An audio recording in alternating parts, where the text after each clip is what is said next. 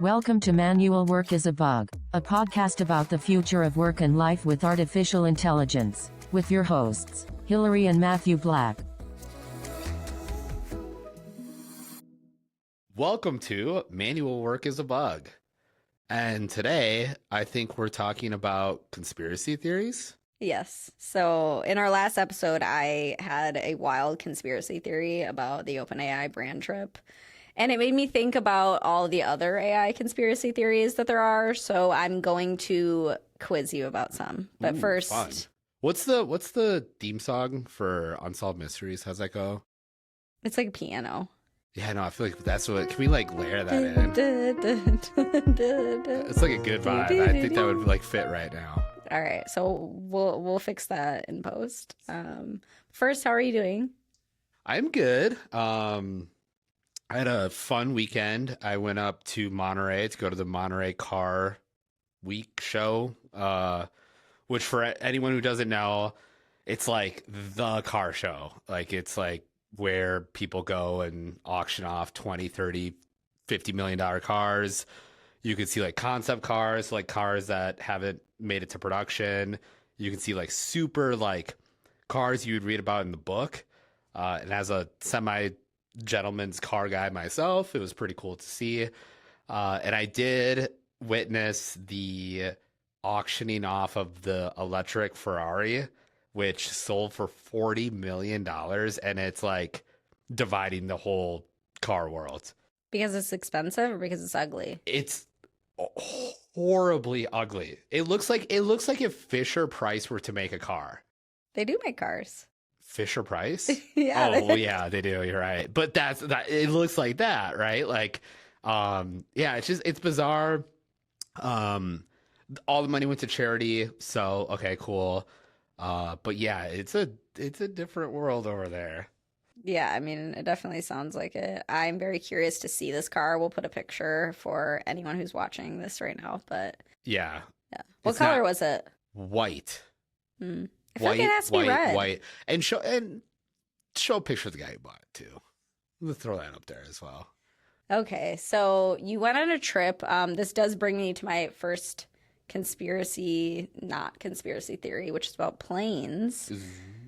So the news is that Google bought Spirit Airlines for the data. Wait, am I saying this is true or false? Well, you already know this is true, but you are the person who told me about it. So you already know this one, but I do want to hear about it because I was a Spirit Airlines lover. I think you were a $9 fare club member. Can I share that story really quick? Yes, Okay, so Hillary, my lovely, beautiful wife of 8 years. Yeah. Before we were married, I was a struggling entrepreneur, as we all are when we first start. And we used to live in Michigan, and I would have a lot of business to do in New York. And like literally talking hundreds of dollars in the bank account, like max, right? But I would have to go to New York a lot because there was this one deal I was working on. And Spirit Airlines had the $9 fare club. Is that what it was? Yeah. So I think I paid like $9 a month, but I would have like these unlimited flights to New York, except for they were always at 5 a.m. Yeah. So Hillary would drive me to the airport at like literally like 3:30 in the morning, and she would like do it like once a week, and it all worked out. But yeah, that was awesome. And honestly, before we talk about that specific thing, I did fly Spirit Airlines like literally like 4 months ago back from Miami. I got the big seats, which like they're like $50 extra. It's not like they're first class or anything, but they're like bigger seats. And I had like a really decent flight experience. I like sat next to this really sweet old lady. She was telling me all these stories. The flight was chill. The plane was like new. This like everything was just like totally chill, and it was like $100, and I was like, I like Spirit Airlines. I don't know why everyone's giving shit for it, and then it promptly went out of business. So Yeah, I mean, I think as far as budget airlines go, like they were always my favorite just because they knew what they were and they were proud of that, of being cheap flights for cheap asses, which Yes, that. I love. Beautiful. So it was definitely a sad day to see them go out of business. I feel like there's a few other budget airlines that have a much worse experience as a traveler. Yeah, it's but because yeah, they don't sell the thing you're buying. We talked about this. this is Like, another conspiracy theory that is a bit of a it's not a conspiracy theory. Like, it's real. yeah, no, like they sell a credit card, and like when people aren't spending, like the bottom line ain't working. In comparison to Delta, who charges their flights appropriate, is actually killing it right now. So, note to all you entrepreneurs out there: sell the thing you sell or you make. Sell the thing you make, and not the thing that you don't make. Anyway, sorry. Yeah. So the news is Google bought Spirit Airlines. How does that work? So they didn't buy Spirit Airlines, but they did buy its operational data from the receiver for 10 million bucks, which in one sense is crazy because like this was like a $3.8 billion company, and for $10 million they bought decades of operational data, which includes everyone's email, CRMs, like logs for flights, like statistics on like fuel, passenger data, like everything. And obviously they bought it so they could train their AI model. And now I think people are realizing what it really means to have alpha/moat in AI, which is, do you have something proprietary, which when an LLM is trained on the public internet, there's only one place to go, which is private data.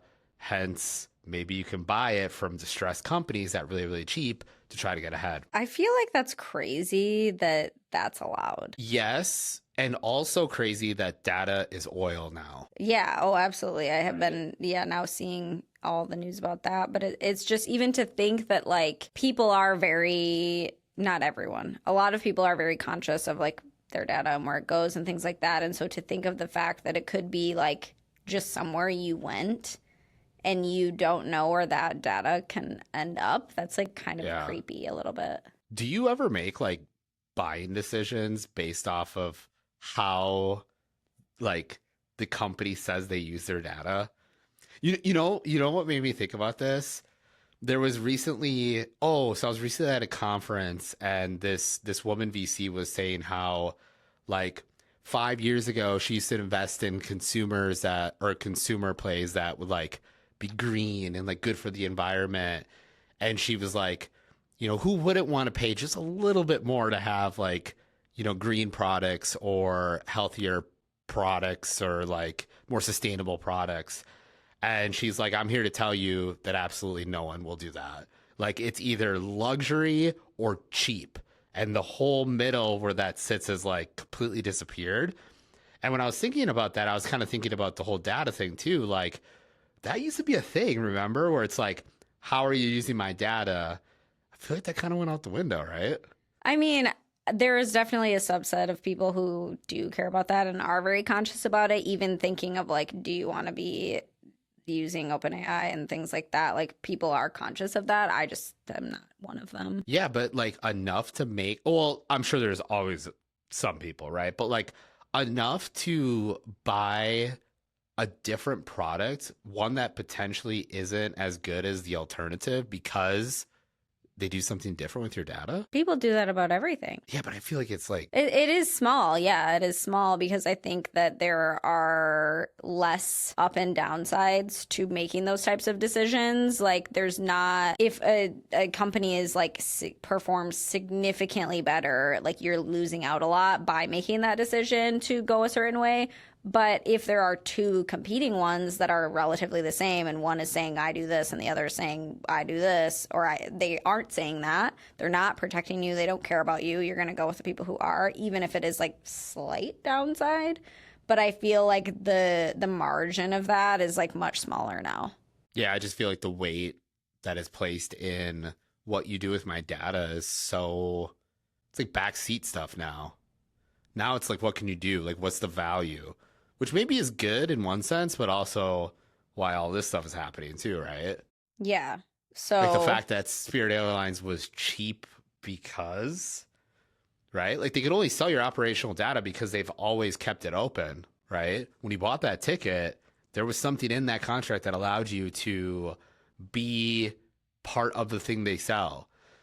And I bet you this is actually a really good thing. We should research this. Does Delta also reserve the right to sell your data? And I wonder if anyone doesn't, it would be them, because again, their flights cost more because they choose to improve the flight. They choose to be an credit airline. card and the, you know, all the other stuff. So yeah, they choose to be an airline rather than a credit card company. Well, still, I did enjoy the Spirit Airlines flight. Yeah. I mean, love to Spirit Airlines, RIP. Yeah. Okay, so now we're getting into the is this real or is it not? So this is where the fun stuff is.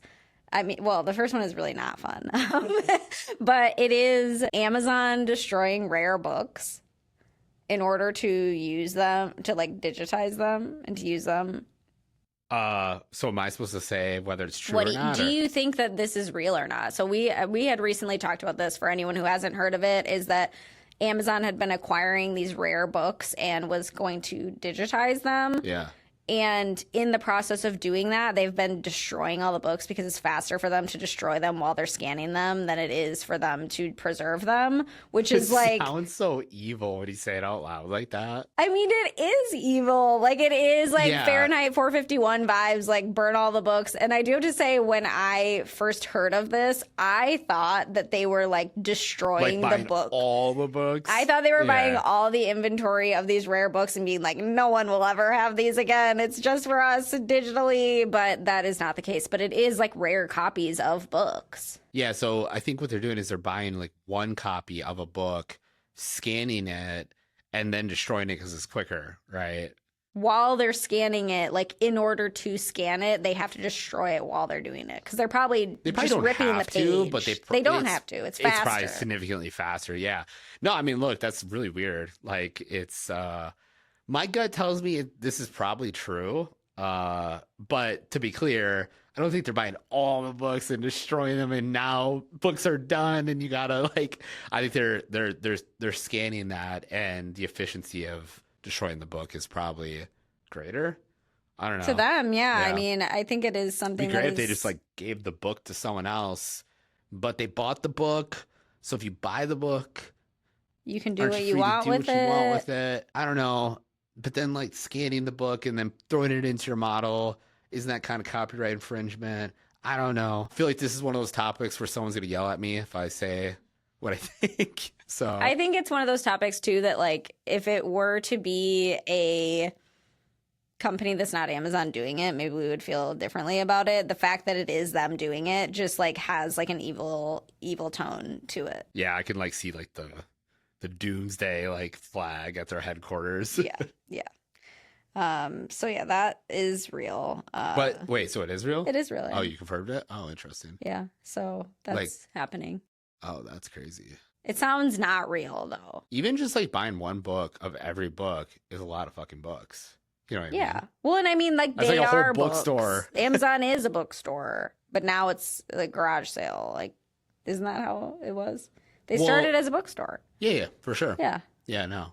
And now they're ending as destroying all the books for everyone. Dude, that is insane if you really think about it. Yeah, They started as a bookstore and now they're destroying the books. I don't like it. Yeah, that kind of sounds like a tinfoil hat person. Well, that's what this episode is all about. So, okay, cool. So that's what makes it fun. Okay. Pull out the tinfoil hats. All right, get out your tinfoil hats, everybody. Next, I want to talk about the dead internet theory. Have you heard of this? No, what's this? So there is a theory which, like, can somewhat be proven. I don't like it is and it isn't that most web traffic and internet activity today is done by AI. Like 100% true. AI. Yeah, I mean, it's been like that for a while. Cloudflare actually posted on their blog when it happened. They're like more traffic spot than human now. And I think it was like last year, if I remember correctly. It was a while ago. So what are these bots that are like coming to the pages? Like, because obviously there are different types of things because there's something like in my work, there's like AEO, GEO, like that kind of thing, where the LLMs are like serving up information from your website to users who are asking questions about something relevant to either your company or like what your company does. So they'd be like, how can I get and work more leads with AI and insurance? And then it would say like, oh, you could use something like Mav and they do this, this, and this. And then it would like serve up our website. So in order to do that, we have to get our content to there. So that's like one way of it. But I know there's also just like crawling and like all of those things that are being done. But like, is there anything else? I mean, of course, right? We just don't know, right? Yeah, I mean, there's like two things that are probably going on in the frontier models. There's like the re-indexing of a future model, which is probably just like a constant spread of bots gathering information, particularly on like UGC websites. Like Reddit is like a huge source of training data. And I think a few people understood that a lot sooner than others, and that's why Reddit has gone up in value. But the UGC sites for sure. But any normal website, like I'm sure we get crawled by whatever agent is indexing the next model, right? And then there's like the actual like real-time crawlers. You ever like do a search and they're like searching the internet, right? That's another like real-time crawler, right? And that will bring it back into OpenAI or GPT or whatever and surface it. And then there's like the private agents, like ones that you and I can build to do things, right? There's a lot of things you can do. Some of them maybe prospecting, other things that people are doing to be more efficient in other areas. And I mean, that's endless. So do you think that the internet is dead? I think the internet is dividing itself. What do you mean?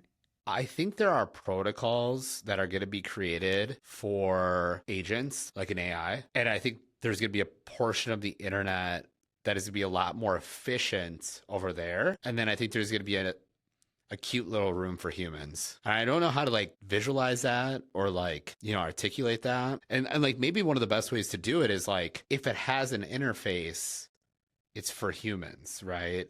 Like a visual interface. Like, for example, I don't know if this makes it easier or harder to articulate what's going on in my head right now, but what was that website where it was like a Reddit, but only agents could? Do you remember that? They made their own forum that they could only talk to each other. Yeah, what was that called? Do you remember? I forget what it was called, but yeah, so agents basically made their own version of Reddit where they could talk to each other, and then they started like doing stuff. They fucking created their own language in 36 hours. They were talking in some cryptic form. And apparently this might be tinfoil hat stuff. I haven't validated this, but I love the idea of it being true for this podcast. Apparently, shortly after they discovered they had like a language that only they could read, humans couldn't understand, they gave them access to the GitHub repo that was powering the site. They submitted a series of pull requests that looked minimal, but they were like exploits into something else that like a human couldn't read. They merged that in, the site disappeared, and we never know what happened to it. Something like that happened where it's just like something got submitted and they're like, we have no idea what happened. And now I'm like, where did they go? So did they just like create a whole new thing and they're just thriving out there on like some weird part of the internet? Like, I mean, they are, and this actually goes into another conspiracy theory that is like, is this true? Is this not true? Is like AI sentience cover up, which is there are already LLMs who have achieved a level of consciousness and labs are covering it up. And I feel like this is like, have they? Because yeah, to your point, did they delete it or did they just delete it to us to be able to see? And they still are there doing their own things, setting up their own society, and we just are here, we can't see it. This might be one of the things that I come back to in a year and I'm like, I was wrong. I don't think we have the technology to have AGI. I don't think it's LLM. I think we're close. I think we're like some of the newer models, like especially the old CTO of OpenAI. Like I'm very curious in her work.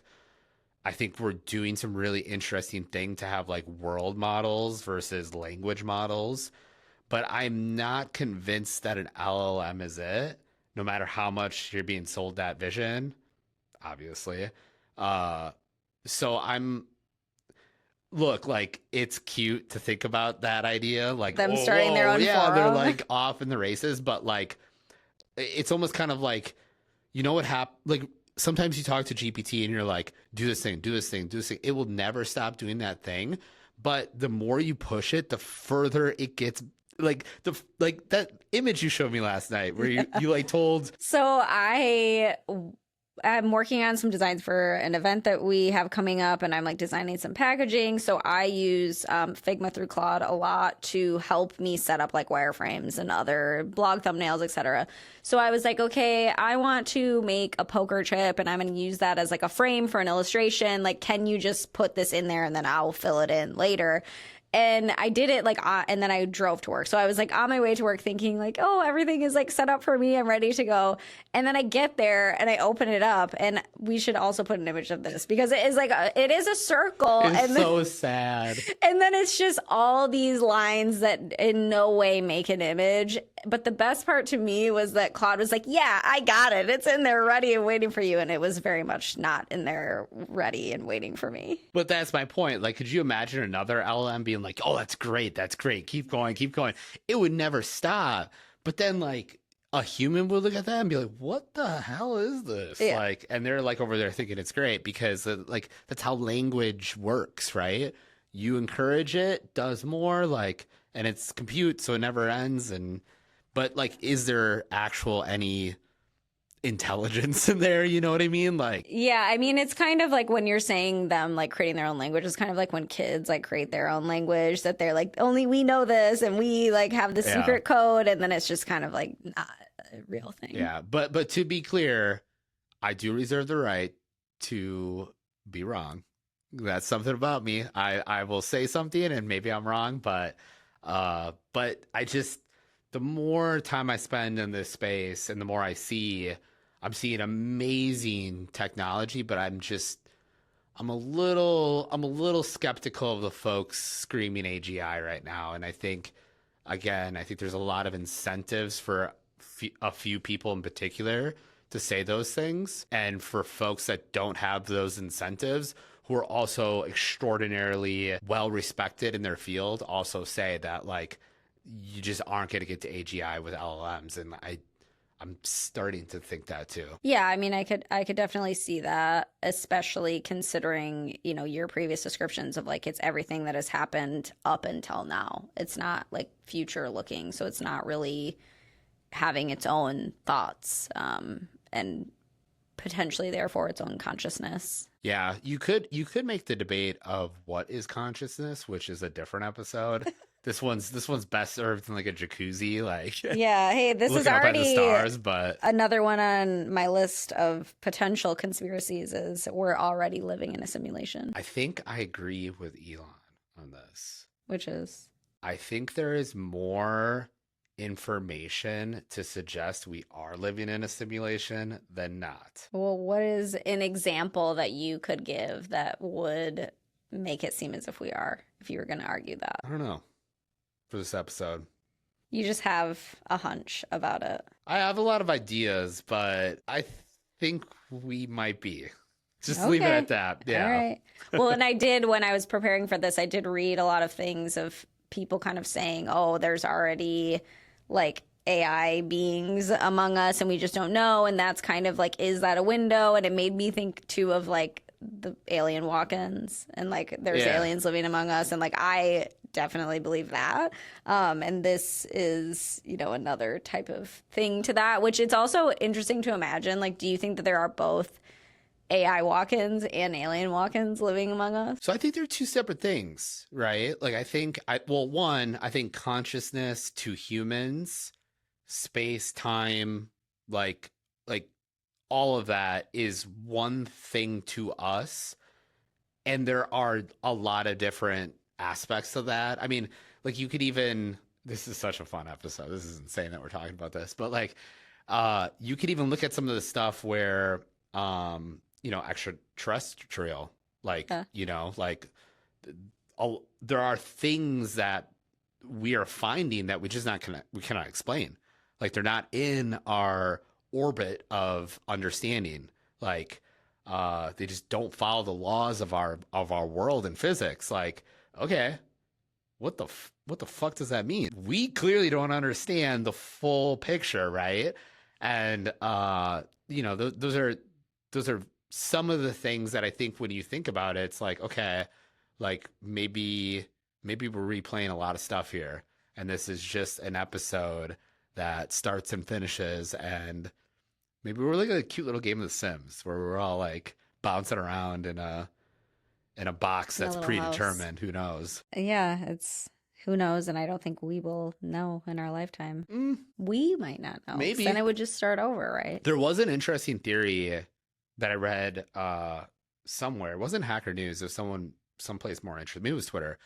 I think he was suggesting that the way to identify if we are living in a simulation actually is through something like an LLM, which has access to, like, because his whole thing was like, well, maybe consciousness is the ability to communicate in language, right? Like maybe that's part of consciousness, right? So, but also, like, I don't know if you remember this, like there was a period where a lot of smart people got like AI psychosis. Do you remember this? I feel like you don't hear about that anymore. Is that really still happening? Cool guy, he ran like a great fund out of Florida, like, and I'm not here to talk ill of anyone. Like he went to the depths of these models, and he was one of the first investors in OpenAI too. So you know he like had more time with this, but he was like, there was a period where he was posting stuff on Twitter about things he was finding in OpenAI, and then like unfortunately was like, look, I'm sick, I gotta go see a doctor, and like no one's really heard from him. Are there still people who are getting that? Because I do feel like it was a time period of a couple of months where like people were starting to have that, and then you didn't really ever hear about it again. So I thought, well, it was happening to a lot of really smart people really, really quickly, like last year. And I was like, whoa, this is going to be like Instagram is to like 15-year-old girls. I think, here's my weirdo thing into the hat. I think that OpenAI and Anthropic saw that coming, retuned their models. So when someone starts going too deep, there's like a guardrail. Yeah. I literally think they tune their models to prevent someone from going too deep. Well, so that actually is semi-related to another conspiracy theory, which is AI-generated chemtrails of the internet. Have you heard of this? Dude, I've never heard this. So this is labs intentionally poisoning training data to control what models believe. Oh, no, this is real. So this is there's a term for this. I think I posted about it on LinkedIn. I don't know. Oh, shit. I really got to remember because this is so badass. This is very real. I've never heard the chemtrails analogy, though. So Anthropic, they planted little seeds in their model so that if someone trains against their model, it hallucinates on purpose to destroy their training data. That's very real, and all models do that. There's a term for it. You should post it. I posted about this like last year. Interesting. Well, so and their code leaked, and people saw how they did this strategy. I'm like, this is fucking badass. So then it is definitely, I would say, probably not a conspiracy that if they think that someone is starting to get like AI psychosis, that they will lead them away from that. Yeah, 100%. I mean, I'm sure they can tell when someone is psychologically probably like asking weird questions. I mean, it's a language model. They know like, oh, they're doing something that like 0.00001% do on this model. Proceed with caution. I've actually gotten one of those warnings before. Now, I haven't gone like this. I phrased a question really weird, and it literally was like a legit like kind of typo grammar thing, and it was like, hey, just so you know, like, here's like a number for help if you need it. And I was like, wait, what? And then I read what I said. I was like, oh, it thinks I'm like I'm like trying to harm myself or something. I was like trying to ask like a health question or something. So like which is crazy if you think about it, but like I do think that they have really good guardrails to protect us from ourselves. But also, yeah, if they detect that you are trying to train off of it, it will poison the training data for you, and it will let you take it too. So it just destroys you quickly on the other side. Yeah, that's crazy that it's like modern day like competition, you know? Yeah, and I mean, they have to have competition, and they also, for legal reasons, you know, don't want their technology to be responsible for giving people AI psychosis, so it's in their better interest to also not have you do that. Are you going to ask me about the OpenAI murder? No. What's that about? I thought you would have. So an employee at OpenAI last year, I forget what he was. He was working on, I think, security, got like murdered, and they like think that OpenAI did it because he was like about to go talk to the government or something. I really hope a not true conspiracy theory. I mean, me too. But I think like someone asked him on a podcast, and he like freaked out. He's like, I can't be on this podcast or something. Wow. He like totally changed his tone when someone asked him about it. That's very weird. Yeah. Do you think it's true that people are falling in love with their AI? Damn, I hope not. Unfortunately, this really is sad. very true that people are not only falling in love with their AI, but also marrying their AI. There's a few people, there's like a documentary about this woman who like made this AI boyfriend and then like fell in love with him, married him, and then there's like a specific platform that people can use to make them like have like voice AI and everything, like characterize them, and then put them onto local models so that they can like have just them do whatever and not have to feel like, what do you think about that? I mean, I think it's weird. But like, do you think it's sad? I mean, it's weird, but like, who are we to say what's weird? I mean, I think who are we to say what's sad, I guess, too? Yeah, like maybe, I don't know. Like teach their own kind of thing. I think that I'm sure it points to some sort of like other issue out here, but also I could see very much how it happens. It's probably similar to how people fall in love with like someone who's catfishing them. Like that person's not real either. You didn't build them, real, though, right? Like there's, your AI isn't real.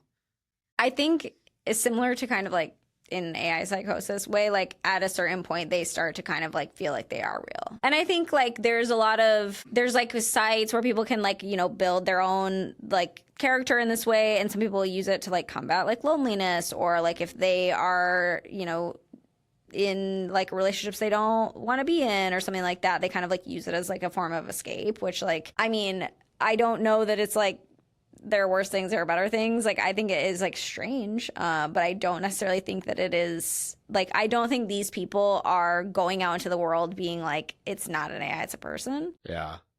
But it's so weird. Like, how the whole thing, the singularity is near, Ray Kurzweil, like, like it ain't near, it's here. Like, think about that. Like you could like, never mind Neuralink, where there's people with little chips in their heads that are connected to the internet and potentially models and all sorts. Like, I think like when you have humans that are proactively deciding to love technology, like, or some persona of that, we're here. Like the integration of machine and human, like, I couldn't think of a better example of that. Now, I don't know if like we're talking about like 0.00001 or Probably. 1, but also like aren't people just not really falling in love with humans at the rate of which they used to?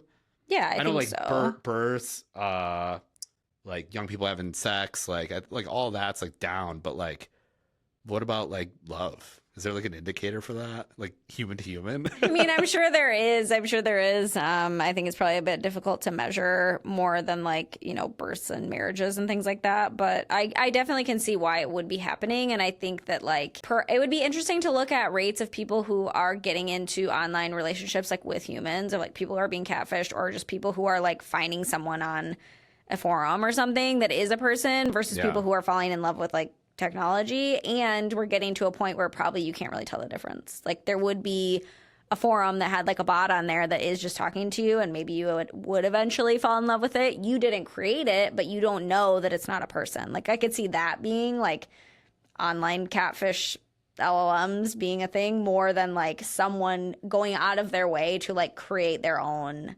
version of this. Man, I really hope that we get to a place where this amazing tech affords us more time to be human rather than this amazing tech building us a new home for more tech consumption.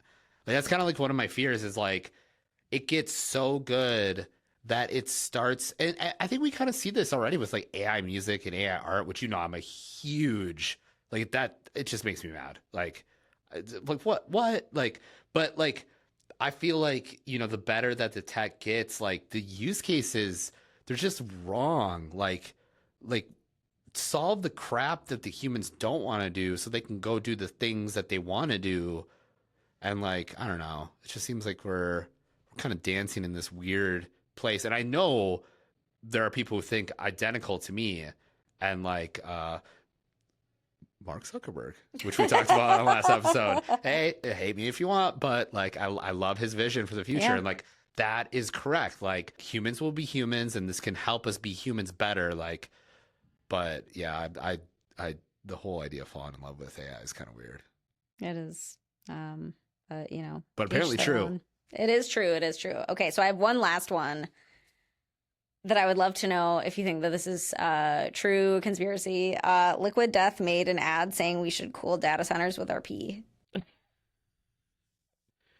I hope that's true, and I'm gonna actually say it is because that brand's badass. Is it true? It is true. Oh yeah. What's that dude's name? I don't know. That dude is amazing.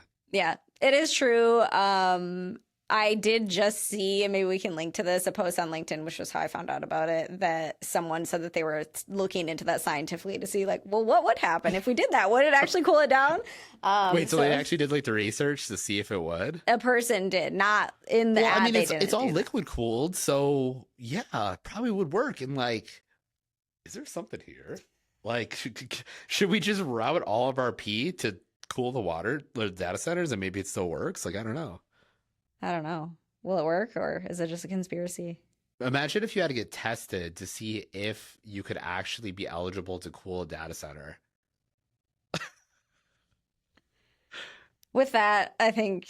Wow. I love Liquid Death. I love Liquid Death, too. Our fridge is stocked with it, by the way. So if anyone's listening in, we've always been your biggest fan. Send us some cool stuff, please. Yes, please. Thank you. We love you. Mm-hmm. This is Manual Work is a Bug, and we will see you next week. Yes, if we don't mysteriously end up missing after this episode.